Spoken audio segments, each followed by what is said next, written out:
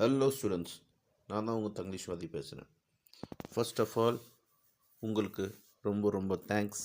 ஏன்னா இன்றைக்கி 400 சப்ஸ்கிரிப்ஷன் நீங்கள் கொடுத்துருக்கீங்க. அவ்வளோ சப்போர்ட் பண்ணியிருக்கீங்க. இந்த 2.5-3 வருஷத்தில் ஏதோ சிறு துளி பெருவெள்ளம்னு சொல்லுவாங்க, அந்த மாதிரி சின்னதாக ஆரம்பித்த ஒரு விஷயம் இன்றைக்கி உங்களோட சப்போர்ட்னால் இந்த அளவுக்கு வளர்ந்துட்டுருக்கு. அது காரணம் முழுசாக நீங்கள் தான். ஏதோ இந்த சேனல் மூலமாக ஸ்டூடெண்ட்ஸ் ஆகிய உங்களுக்கு ஏதோ நான் சின்ன லெவலில் ஒரு யூஸ்ஃபுல்லாக இருக்கிறேங்கிற ஒரு நம்பிக்கையும் மோட்டிவேஷன்லேயும் இந்த சேனலை நான் தனியாளாக இருந்துட்டு எல்லாம் எடிட்டிங் எல்லாம் நரேஷன்லாம் பண்ணிகிட்ருக்கேன். உங்கள் சப்போர்ட்டுக்கு ரொம்ப ரொம்ப ரொம்ப ரொம்ப தேங்க்ஸ். இது ஒரு வார்த்தையால் சொல்ல முடியாது. இன்னமும் பல வருஷம் பல ஸ்டூடெண்ட்ஸ்க்கு இதே மாதிரி நான் இருக்கிற வரைக்கும் இந்த ஒரு சர்வீஸ் மாதிரி பண்ணிகிட்ருக்க போகிறேன். அதுக்கு உங்களோட ஆதரவு ரொம்ப ரொம்ப முக்கியம், தேவை. அதுதான் எனக்கு மோட்டிவேட்டே பண்ணுது. ஸோ மறுபடியும் உங்களுக்கு தேங்க்ஸ் சொல்லிக்கிறேன். இந்த தருணத்தில் பொங்கல் முடிஞ்சிருச்சு. அடுத்தது டிஎம்ஏவும் உங்களுக்கு முடிஞ்சிருக்கும். அதோட சப்மிஷன் டேட்லாம் நீங்கள் இப்போ சப்மிட் பண்ண ப்ராசஸ் நடந்துகிட்ருக்கோம். அது பண்ணிகிட்ருப்பீங்கன்னு நம்புகிறேன். இது இல்லாமல் இப்போ அடுத்தது என்னென்னாக்கா ப்ராக்டிக்கல்ஸோட டீட்டெயில்ஸ் பற்றி இந்த வீடியோவில் நான் உங்களுக்கு ஒரு சிம்பிளான ஒரு இன்ட்ரடக்ஷன் கொடுக்குறேன். அதை நீங்கள் ஃபாலோ பண்ணிக்கோங்க. இப்போ நிறைய ஸ்டூடெண்ட்ஸுங்களுக்கு நிறைய டவுட்ஸ் இருக்கும். இப்போ நீங்களே ஆன்லைனில் ரெஜிஸ்டர் பண்ணி படிக்கிறவங்க நிறைய பேர் இருப்பீங்க. அப்படி இருக்க ஸ்டூடெண்ட்ஸ்க்கு கன்ஃபியூஷன்ஸும் நிறைய கேள்விகளும் சில பதட்டம் பயமும் இருக்கும். அது என்னன்ட்டு நான் இப்போ ஓனாக கிளியர் பண்ணுறேன். ஃபஸ்ட்டு ரிட்டன் எக்ஸாம்னு ஒன்று இருக்கும். அப்புறம் ப்ராக்டிக்கல் ஃபைல் நீங்கள் ரெடி பண்ணணும். அப்புறம் வைவான்னு ஒன்று வைப்பாங்க. அப்புறம் ப்ராக்டிக்கல் டேட் கொடுப்பாங்க.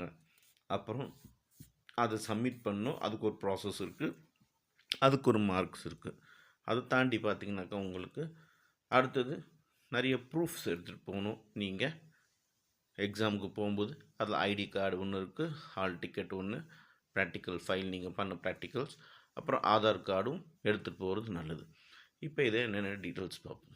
ஃபஸ்ட்டு ரிட்டன் எக்ஸாமில் பார்த்திங்கன்னா உங்களுக்கு நீங்கள் போகிற இது சென்டரில் இதுக்கு முன்னாடி உங்களுக்கு பிசிபி கிளாஸோட டைம் டேபிள் இந்நேரத்துக்கு வரும், இல்லாட்டி வந்திருக்கணும். அது உங்களோட ரெஜிஸ்டர் பண்ண சென்டரில் நீங்கள் கேட்டிங்கன்னா உங்களுக்கு சொல்லுவாங்க. இல்லாட்டி இனிமேட்டு அந்த டேட்ஸ் எல்லாம் வரும். பிசிபி கிளாஸு கண்டிப்பாக வேணுமா அப்படின்னா கண்டிப்பாக வேணும். அதுக்கு நீங்கள் போய் அட்டன் பண்ணுறது நல்லது. அதுக்கும் மார்க்ஸ் இருக்குது. அதுவும் இல்லாமல் சில இடத்துல பிசிபி கிளாஸ் நடத்தினானாக்கா கண்டிப்பாக போங்க. சப்போஸ் உங்களோட சென்டரில் பிசிபி கிளாஸ் நடத்தலை அப்படின்னாக்கா ஒன்றும் பிரச்சனை இல்லை. அதுக்கு உண்டான மார்க் அவங்க போட்டுருவாங்க. ஏன்னா அது அவங்க தான் பொறுப்பு, நடத்தாததுக்கு அவங்க தான் காரணம். அப்படி இருக்கும்போது அவங்க அந்த மார்க்ஸை அலாட் பண்ணிவிடுவாங்க.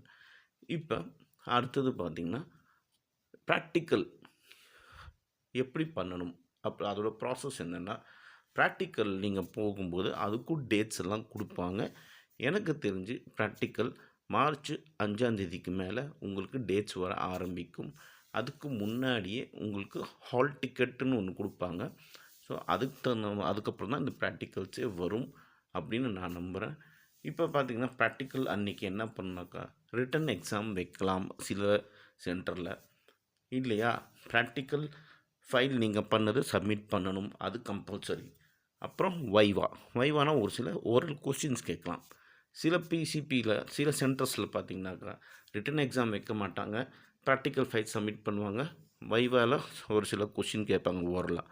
சில சென்டர்ஸில் பார்த்திங்கனாக்கா உங்களுக்கு வைவா வைக்க மாட்டாங்க, ரிட்டன் எக்ஸாம் வைப்பாங்க, ப்ராக்டிக்கல் ஃபைலை சப்மிட் பண்ணணும். சில சென்டர்ஸில் ப்ராக்டிக்கல் ஃபைல் மட்டும் வாங்கிட்டு ஓரலும் ரிட்டனும் வைக்காமல் மார்க்ஸ் அலாட் பண்ணலாம். அது அந்தந்த சென்டரை பொறுத்து இருக்குது. சில சென்டர்ஸில் 3மே வைக்க வாய்ப்பு இருக்குது. ஸோ உங்களுக்கு கொஸ்டின்ஸ் பார்த்திங்கன்னா நீங்கள் எழுதின ப்ராக்டிக்கல்ஸ் தான் கொஸ்டின் கேட்பாங்க. ஒரு 3-4 கொஸ்டின்ஸ் கேட்பாங்க. அதுக்கு தகுந்த மாதிரி நீங்கள் பதில் சொல்லணும். அதுக்கு தகுந்த மாதிரி ரிட்டனும் எழுதணும். அவங்க கேட்குற கேள்விக்கு நீங்கள் எழுதவும் செய்யணும். இதுக்கு மார்க்கு கண்டிப்பாக இருக்குது. இது ஒன்று. அடுத்தது பார்த்திங்கன்னா ப்ராக்டிக்கல் டேட்ஸு ஏற்கனவே சொன்ன மாதிரி மார்ச் 5 மேலே வரும்னு நான் நம்புகிறேன். அப்படியாக தான் இருக்க வாய்ப்பு இருக்குது. அது என்னென்னு பார்ப்போம். அதுக்கு தகுந்த மாதிரி ரெடி ஆகிக்கோங்க. உங்கள் ப்ராக்டிக்கல்ஸ் எல்லாமே முடிச்சிருங்க. எந்தெந்த சப்ஜெக்டில் ப்ராக்டிக்கல்ஸ் இருக்கோ அதெல்லாம் முடித்து தயாராக வச்சுக்கோங்க.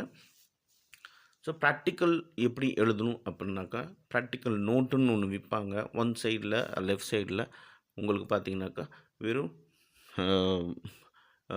பால் பேப்பர் மாதிரி இருக்கும். தட் இஸ் அன்ரூல்டாக இருக்கும். அதே ரைட் சைடில் பார்த்தீங்கன்னா ரூல்டு பேப்பரில் இருக்கும்.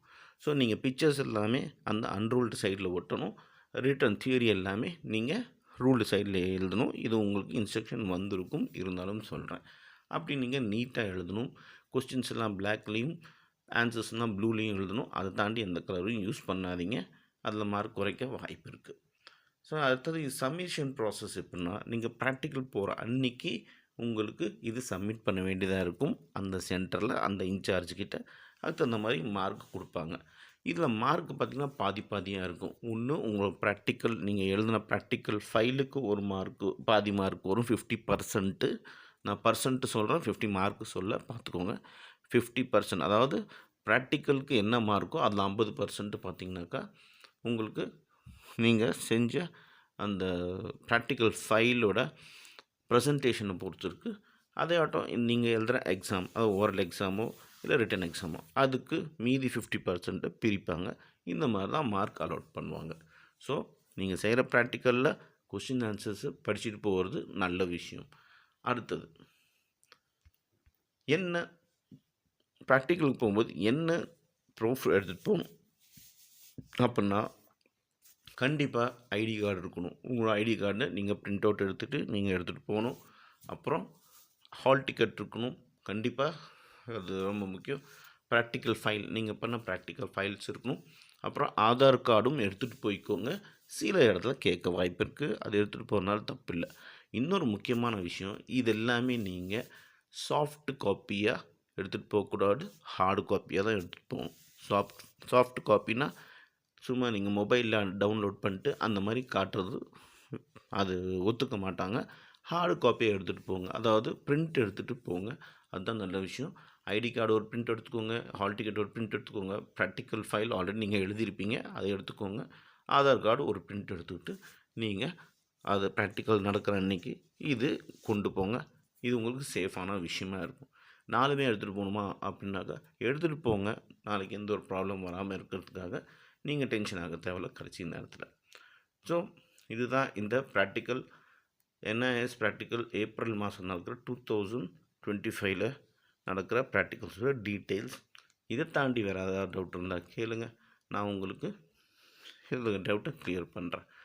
ஸோ ஸ்டூடெண்ட்ஸ், மறுபடியும் உங்களுக்கு நான் ரொம்ப ரொம்ப தேங்க்ஸ் சொல்கிறேன். இந்த தை மாதம் அன்றைக்கி எனக்கு ஒரு நல்ல ஒரு மோட்டிவேஷன் கொடுத்துருக்கீங்க. இந்த வருஷம் ஆரம்பமே 400 சப்ஸ்கிரைப் பண்ணியிருக்கீங்க. 400 பேர் ஸ்டூடெண்ட்ஸ் சப்ஸ்கிரிப்ஷன்ஸ் நம்ம சேனலுக்கு வந்திருக்கு.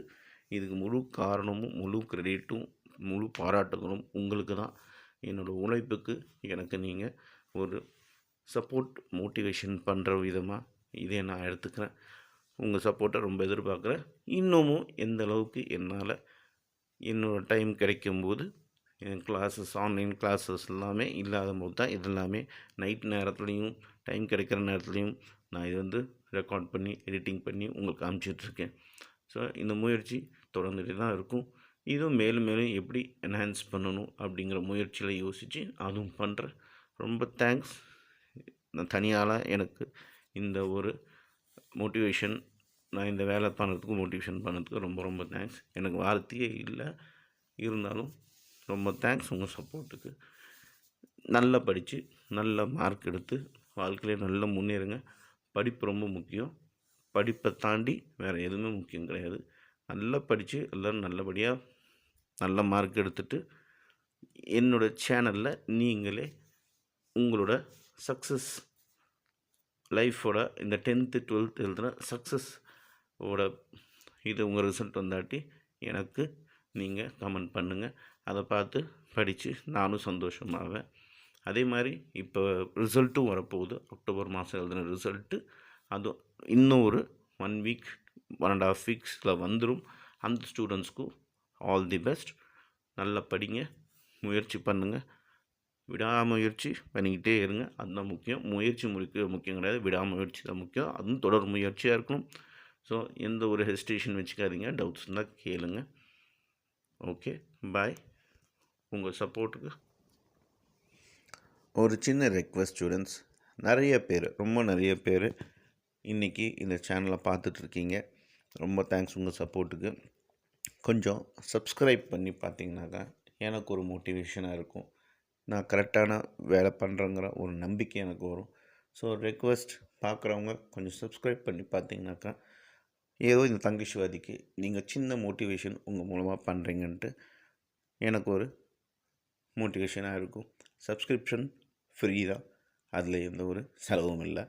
ஸோ உங்கள் ஃப்ரெண்ட்ஸுக்கும், உங்கள் வெளியூரில் இருக்க ஃப்ரெண்டு, வெளிநாடு இருக்க ஃப்ரெண்டுங்களுக்கும் நீங்கள் கொஞ்சம் இதை ரெக்கமெண்ட் பண்ணிங்கனாக்கா எனக்கு மேலும் மேலும் மோட்டிவேஷனாக இருக்கும். ரொம்ப தேங்க்ஸ். All the best.